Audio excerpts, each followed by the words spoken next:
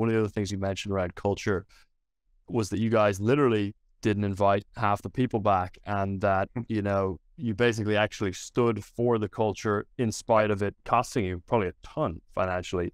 And I think a lot of people say they want a certain culture, but when it comes down to the hard decision and the sacrifice, they just don't do it. So how did you guys just, you know, use enough kind of will and persistence to sacrifice financially to build the right culture to then benefit more long term? Yeah, I mean, at the beginning, it wasn't financially. It took a long time for this to be anything. So that was we both had a lot of side hustles at the time, so it wasn't like, you know. And we both got lucky. I mean, I had sold my part of my thing. Hollis had sold his, so we were both sitting pretty well. And then so that wasn't our priority at the beginning, anyway. So we did have the luxury of it not having to work at the beginning that way.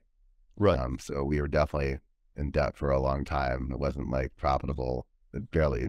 Anyway, that's a whole other thing. Don't do this for the money. It's not the best. The business model is terrible. I think it's not a good business model that way. It's not at all. But we're not losing money anymore. That's cool. But yes, don't do it for that. If you're doing it for that reason, you're gonna fail right away. Yeah, If you go, I got to create a community so I can make money, that it won't work. right. You can make one that creates money, but it's not gonna be one you want to be a part of. So yeah, it's not a good business model at all.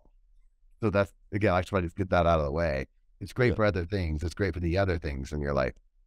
And it's great to do it. It feels great. But the other things I've gotten out of this, even economically, are great.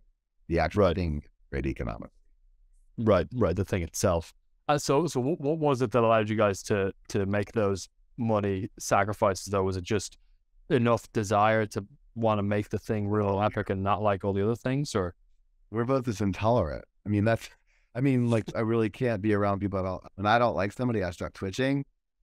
So I can't even hide displeasure.